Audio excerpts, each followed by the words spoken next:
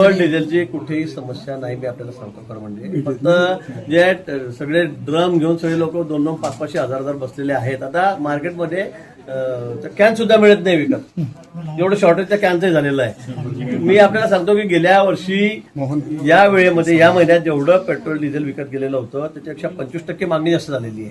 25% मागणी. आता कसं काय एवढं पेट्रोल डिझेल कसं काय लागतंय? पण आता सध्या पेट्रोल डिझेलच्या युद्धामुळे थोडं निश्चित त्याच्यामुळे थोडी कमी होती.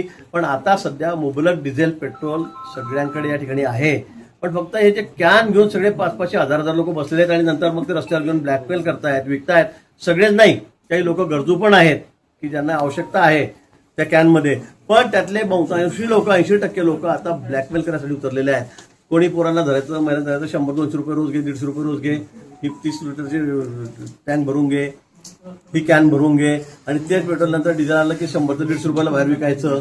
हा सर्वात धंदा लोकांचा चाललेला आहे. मला वाटतं जर या कॅन वगैरे बंद केल्या तर हा सगळा विषय सुरळीत होणार आहे. जिल्हाधिकारी, कलेक्टर यांनी हा निर्णय घेतलेला आहे. जळगावमध्ये सगळ्या ठिकाणी वाहनाची लाईन अतिशय सुरळीत चालली आहे. आमच्याकडे पण आपण बघा की या ठिकाणी सगळ्या वाहनांना मुबलक डिझेल पेट्रोल हे मिळत आहे. पण फक्त साठेखोरी आणि त्याच्यामध्ये ते करून काही लोक जे आहेत धंदेवाईक ते ब्लॅकमेल करतायत.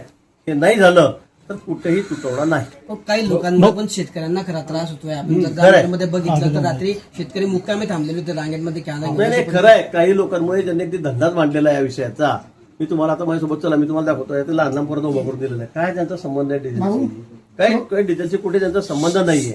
पण लहान लहान मुलं, अतिशय गरीब घरातले, आम्ही सगळ्यांना ओळखतो, महिला गरीब रोजंदारी करतात, त्यांना सुद्धा उभं करून टाकलं लाईनीमध्ये. त्यासाठी त्यांना डिझेलचं कामच नाहीये. पण काही ठराविक लोक पाठवतात, त्यांना 100 रुपये देतात, ते कॅन ताब्यात घेतात, तीच भाव 1.5 भावाने विकतायत.